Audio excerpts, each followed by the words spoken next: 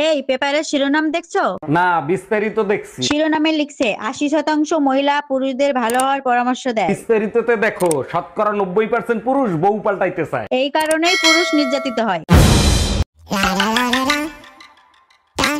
জাউরাটারে কতবার বলছি শীতের ছুটিতে চলো কোথাও থেকে ঘুরে আসি, কোনো কথা শোনে? প্রতি বছরই তো নিয়ে যাই, একবার নিয়ে যাইনি তাতেই মাথা গরম হয়ে গেছে। মাথা গরম হবে না তো কি হবে? তোর বোন আসতেছে আমার মাথা খাইতে। তোমার বোন আসলেও তো আমার মাথা গরম হয়ে যায়, আমি কি কিছু করি?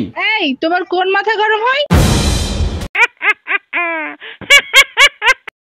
এই কি হয়েছে তোমার, এত টেনশন করো কেন? মেয়ে হয়ে জন্মাইতা তাইলে বুঝতা। বিয়ের 25 বছর হয়েছে, সবসময় টেনশনে থাকো, তোমার সমস্যাটা কি সেটা বলবা? যখন বউ হয়ে আসছি তখন শাশুড়ি ভালো পাই নাই, এখন শাশুড়ি হয়েছে বউ ভালো পাই নাই। এই নেন প্রেসক্রিপশন, পাশের ফার্মেসি থেকে ওষুধগুলো কিনে নেবেন। আচ্ছা ডাক্তার, একটা কথা জিজ্ঞেস করি। অবশ্যই বলেন, কি জানতে চান? প্রেসক্রিপশনে কি এমন লেখেন যা ফার্মেসির লোকেরা ছাড়া আর কেউ বোঝে না? প্রেসক্রিপশনে লেখা থেকে আমি ফকির বানাইছি, এবার কাঙাল বানানোর দায়িত্ব তোদের।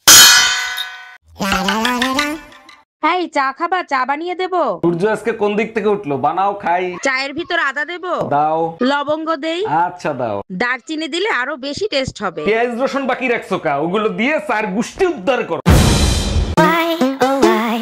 আচ্ছা ভাইজান, আপনি কখনো পাবলিক টয়লেট ব্যবহার করছেন? জি ভাবি, অনেকবার গেছি। পাবলিক টয়লেটে নাকি আজে বাজে কথা লেখা থাকে, আপনার চোখে কি কিছু পড়ছে? হ্যাঁ লেখা ছিল, মানুষ চাঁদে চলে গেছে, তুই এখানে বসে কি করছিস? আপনি নিশ্চয়ই সেটা মুছে ফেলছেন। জি না, আমি নিচে লিখে দিছি চাঁদে তো পানি নাই, তাই নিচে ধুইতে আইছি।